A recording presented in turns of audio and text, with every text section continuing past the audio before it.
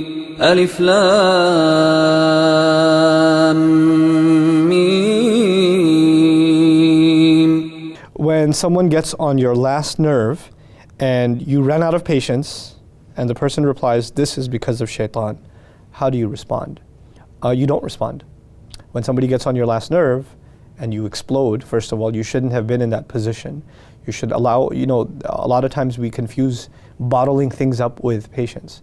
When you just stay quiet and don't say anything, that doesn't mean you're being patient. Patience actually means that you can remain calm, but when you're being offended or something wrong is being said, you can respectfully speak out and say that's not true or that's not acceptable. That's not losing patience. And if you did come to the point where you had to snap and somebody took advantage of that and called you shaitan or that's because of shaitan, you know what? Maybe they're right. And you know what? If at that point, you don't really have any point in continuing the conversation. What are you going to get out of it? No, it's not shaitan. What are you going to do?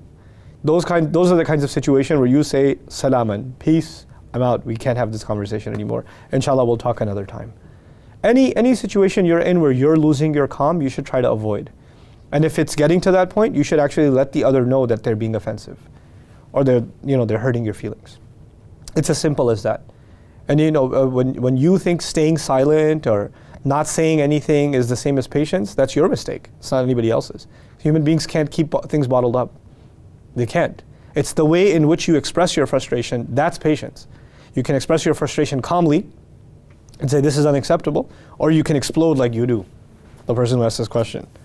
That's a lack of patience actually. So I pray that Allah gives us the strength to communicate our sentiments with respect, with love, with courtesy, and at the same time not to fall into this extreme of anger as a result of bottling things up. That certainly, yes, anger does come from the shaitan.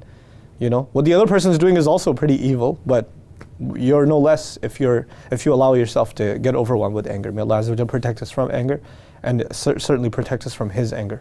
Barakallahu li wa lakum. Assalamu alaikum wa rahmatullahi wa barakatuh.